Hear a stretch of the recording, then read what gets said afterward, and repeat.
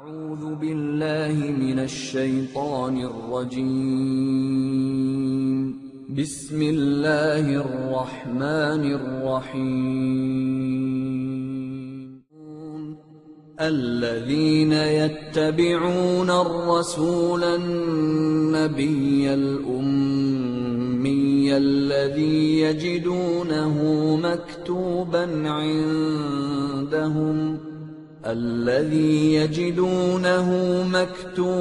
عندهم في التوراة والإنجيل يأمرهم بالمعروف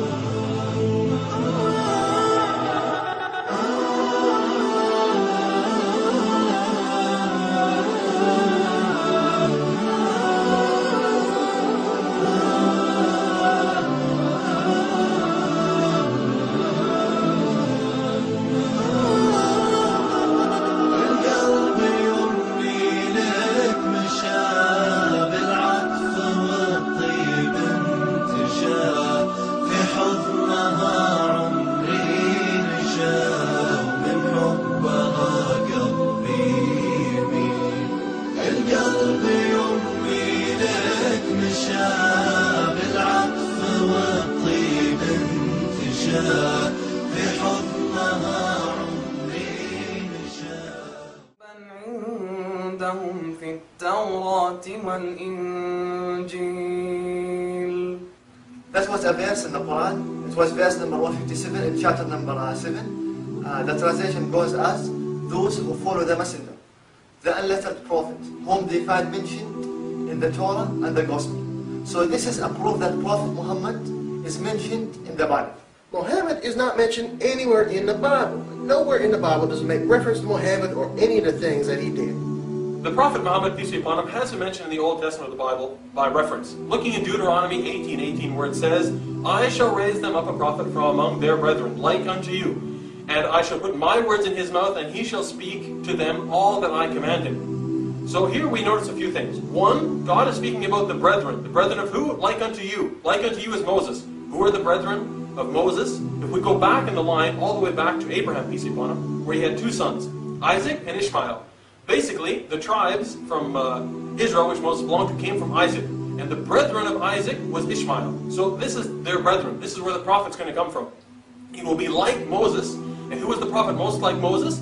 This is the Prophet Muhammad, peace be upon him. Also from this, he shall speak my words which I put in his mouth, and he will tell, all that I command him. This is exactly the Prophet Muhammad, how the revelation came to him. Where the angel would receive revelation from God, and then directly he would say it to the Prophet Muhammad, and the Prophet Muhammad, peace be upon him, would command it and tell it to his followers. This is talking about Jesus. It is clearly about Jesus. Everything that Jesus said or did came directly from God.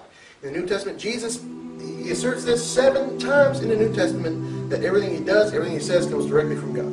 The first point, Moses and Muhammad had natural births, but Jesus had an unnatural birth. Number 2, the family life of Moses and Muhammad was normal. They were both married, they both had children, but Jesus was not married and he did not have children. Number 3, the death of Moses and Muhammad was natural, but Jesus was raised to Allah. Number 4, the career of Moses and Muhammad. They were both prophets and statesmen, but Jesus was only a prophet. Number 5, both Moses and Muhammad were forced to immigrate in adulthood. Prophet Moses was forced to Midian, and Prophet Muhammad was forced to Medina, but Jesus had nothing of that sort. Number 6, the encounters with the enemies of Moses and Muhammad. Both of them were involved in hot pursuits and battles, but Jesus had, again, nothing of that sort. And with regards to the results of those encounters, number 7, both Moses and Muhammad had moral and physical victories, but Jesus had only a spiritual or moral victory. Number 8, both prophets Moses and Muhammad were sent down from mountains. Moses was sent down from Mount Sinai. Muhammad was sent down from Mount An-Nur. Jesus, again, was not sent down from a mountain. Number 9, the writing down of revelation. In the lifetime of Moses and Muhammad, their scriptural revelations were both written down, but Jesus, his gospel was not written down, it was an oral message. The nature of their teachings. Number 10, the teachings of Moses and Muhammad was spiritual as well as legal, but the teachings of Jesus was only spiritual. And the last point, number 11, the acceptance of leadership. Both Moses and Muhammad were accepted by their people, the majority of their people, during their lifetime, but Jesus was, of course, rejected and then later accepted. With regards to point number 11, the Gospel of John chapter 1 verse 11 says about Jesus, He came unto His own, but His own received Him not. So clearly, these 11 points prove that Moses is more similar to Muhammad than he is similar to Jesus. So another reference to the Prophet Muhammad, peace be upon him, was actually found in the book of Isaiah, chapter number 29, verse 12, where it says, "And the book is given to him who is illiterate, saying, please read this. And he says, I cannot read." Again, this is not Muhammad.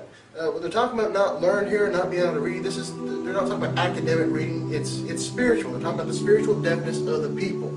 Which what happened? This is a prophecy, the people will be unlearned. In the year of 16, Common Era, Gabriel came to the Prophet Muhammad and he told him, read. And Prophet Muhammad says, I can't read. In Arabic it goes, Iqra, and he says, Ma ana biqari. This is the same story that all Muslims knows about the first revelation to the Prophet Muhammad. And this is the same as in the verse in the Bible. Muhammad is not in the Bible. Just show me one place in the Bible where Muhammad is mentioned by name.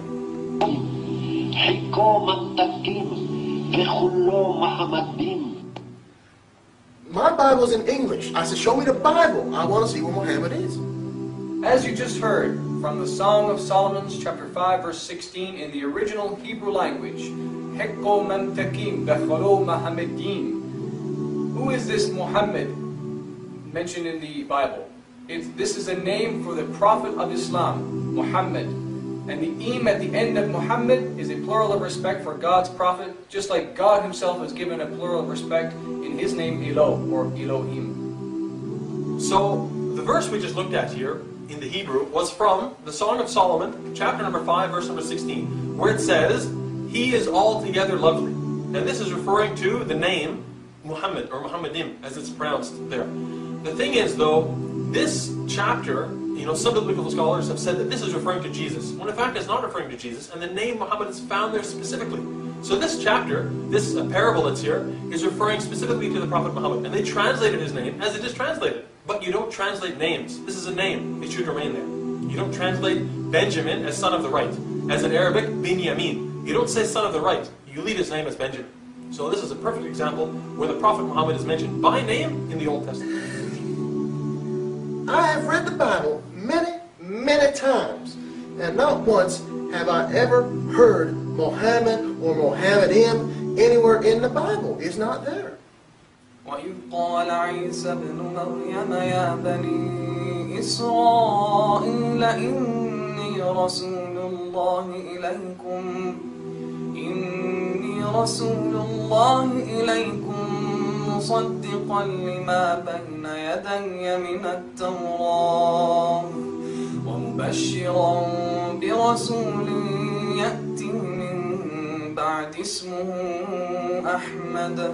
That verse was verse number 6 in chapter 61. God says, and this is the translation in English, and remember, when Jesus, the son of Mary, said, O children of Israel, I am a messenger of Allah sent to you, confirming the Torah which came before me, and giving glad tidings of a messenger to come after me. His name shall be Ahmad.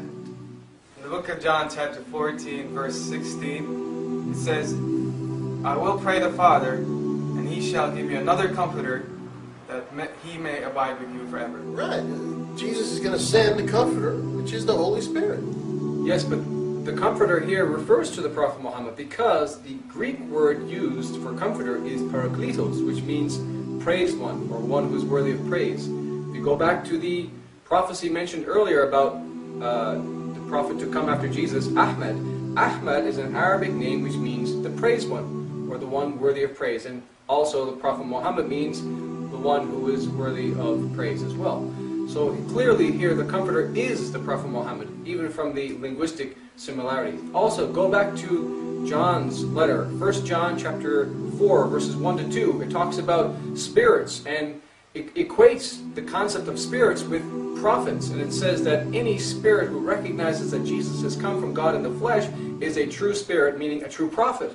So Prophet Muhammad is indeed that Holy Spirit, and he did accept Jesus as Messiah. Therefore, he is a true prophet according to the biblical standard. After seeing all this evidence, I think we are all convinced that Prophet Muhammad was mentioned in the Bible. So we need to follow his teachings. We need to follow Islam. We all need to be Muslims because this is the religion, which is Islam, the religion that Allah subhanahu wa ta'ala wants us to follow.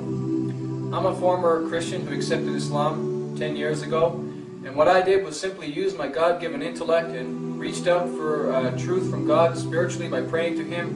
And I ask you to do the same thing. Go back again, look at all the points we made, pray to God about it, and investigate, and may Allah guide you to the truth.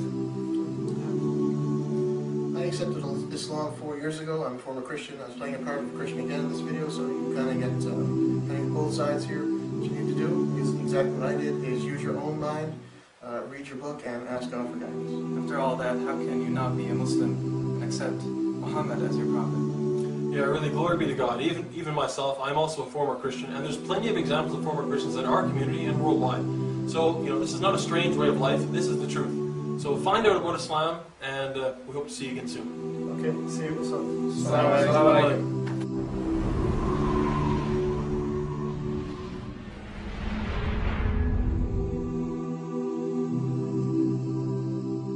The Prophet Muhammad, peace be upon him. Let's smile for a second. The Prophet Muhammad, peace be upon him. Just a second. Astaghfirullah, you guys saw Got 1001. So clearly, this point.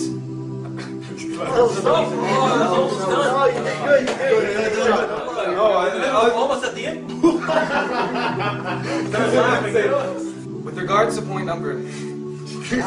What's this, man? Astaghfirullah, what did you do here? I have read the Bible many, in the Bible. Show me once Muhammad in the Bible. No, I'm sorry. Name. I haven't. That's just... I forgot. I didn't even watch the chapter 1 verse 6. Both prophets Moses and Jesus had normal births, but Jesus... Did I say Jesus? No, let's say Muhammad first. And we gave you in this video. Think about it, use your mind, use your intellect, and also pray.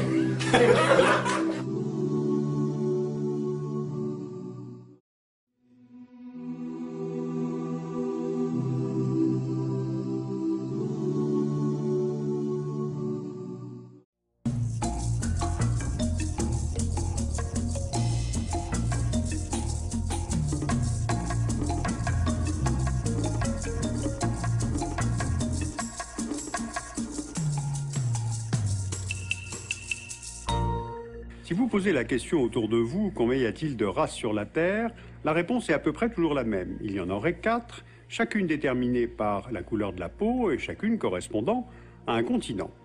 Eh bien, ce que je vous raconte là est complètement faux.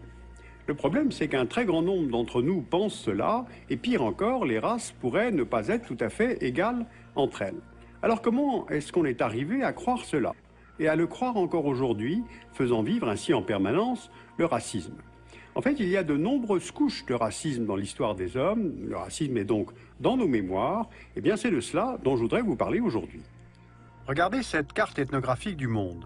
Elle vient d'un atlas de 1907 du géographe français Vidal de la Blache, et l'on y constate la corrélation entre continents et prétendues races qui s'y rattachent.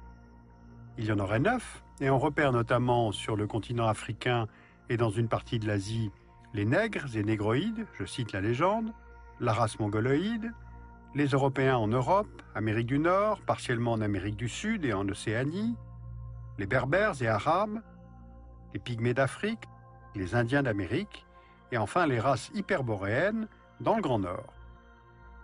Or, cette carte a été vue par des millions de jeunes Français, et ce jusqu'au milieu du XXe siècle. et cet atlas allemand, de la même époque, donnait à peu près les mêmes informations. D'après ces cartes, l'espèce humaine est divisée en races, c'est-à-dire des populations qui se distinguent les unes des autres par certains traits héréditaires, comme la couleur de la peau, qui est la différence la plus visible. Ce type de catégorisation remonte aux travaux de naturalistes comme le français Buffon ou le suédois Linné. Il s'agit au XVIIIe siècle, en pleine période des Lumières, de définir, de classer. Par exemple, Carl von Linné, dans Systema Natura, définit 4 variétés d'Homo sapiens, auxquelles il associe une couleur de peau et même des caractéristiques précises. Homo asiaticus, jaune pâle, mélancolique, rigide. Homo afer, noir, flegmatique, décontracté. Homo europaeus, blanc, sanguin, musculaire. Homo americanus, rouge, colérique et droit. Ensuite, la couleur de la peau n'est pas le seul critère à être utilisé par les savants de l'époque. Dans cet ouvrage de 1801, Histoire naturelle du genre humain, on trouve cette illustration montrant 3 profils, de l'Apollon de la statuaire grecque à l'orang-outang, en passant par le nègre, je cite la légende, et dans cette représentation, le nègre forme le chaînon manquant entre le singe et l'idéal humain.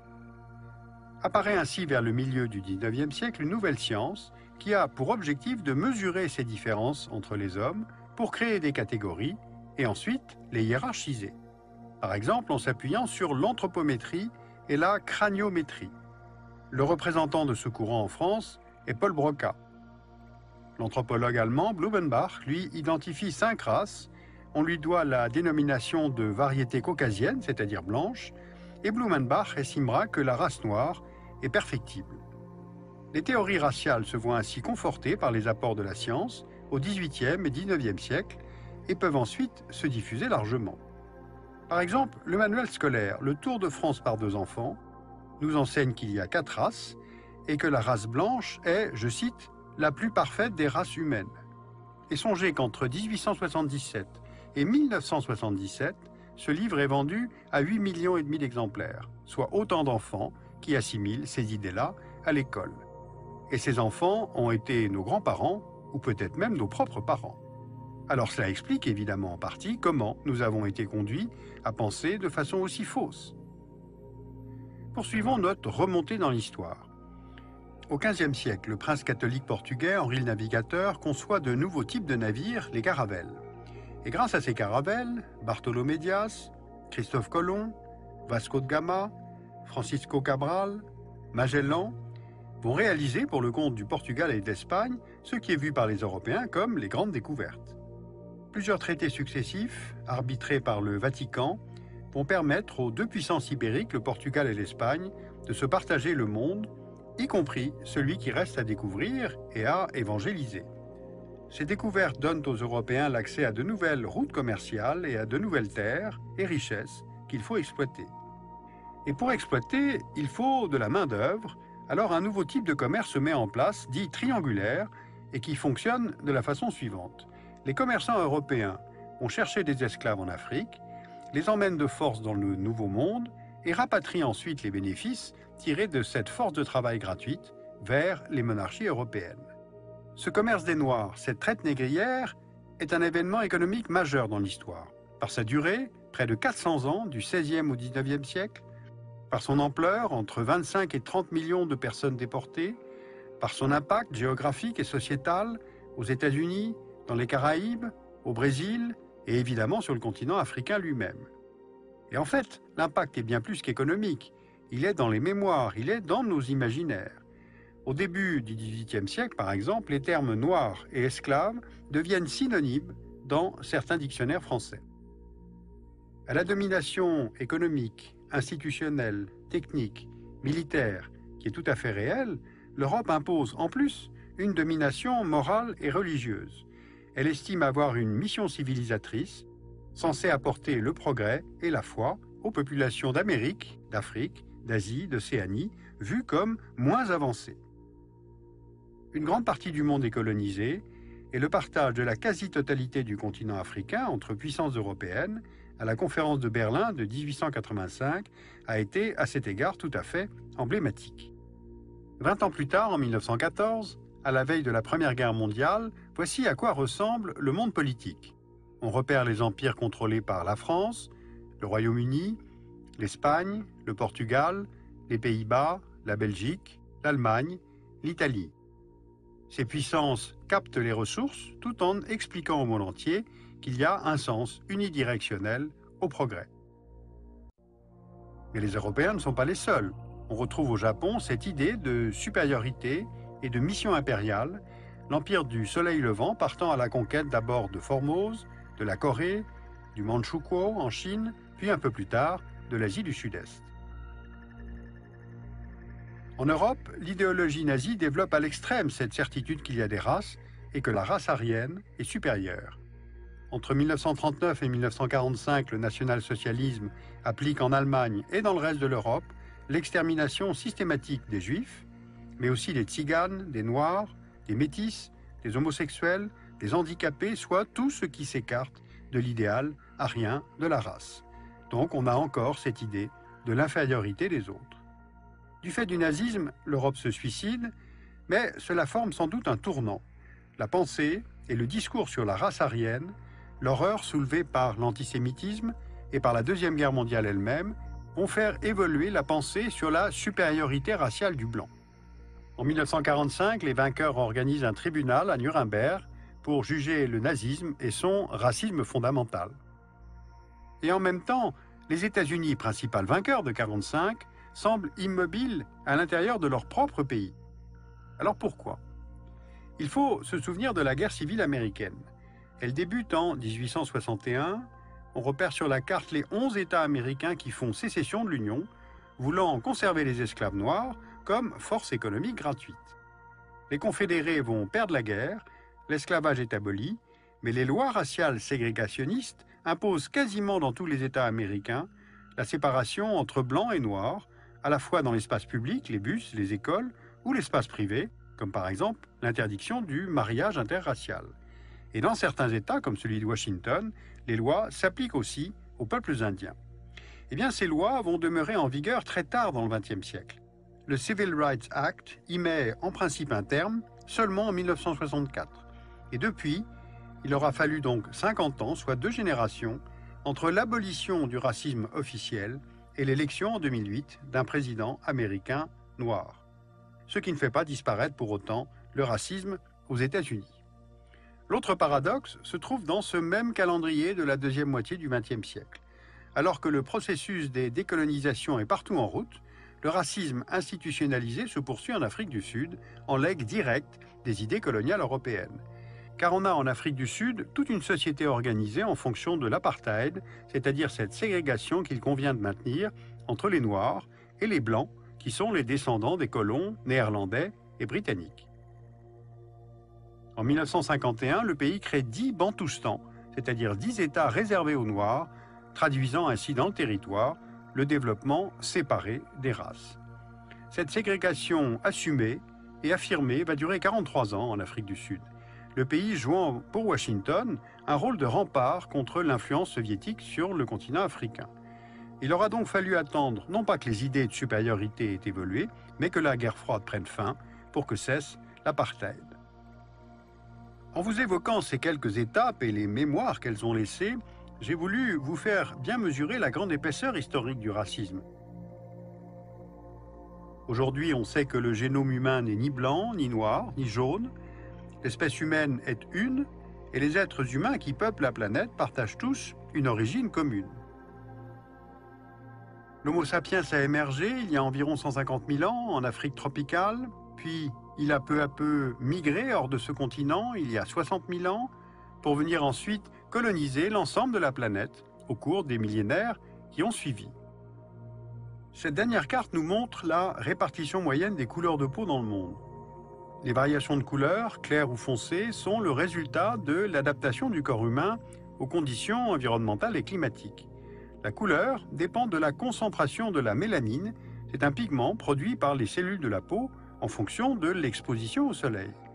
La peau foncée offre une protection contre le soleil, puis elle s'éclaircit progressivement en montant vers les latitudes plus élevées. Elle s'adapte ainsi à l'ensoleillement qui est moindre et permet la synthèse d'une vitamine de croissance, la vitamine D.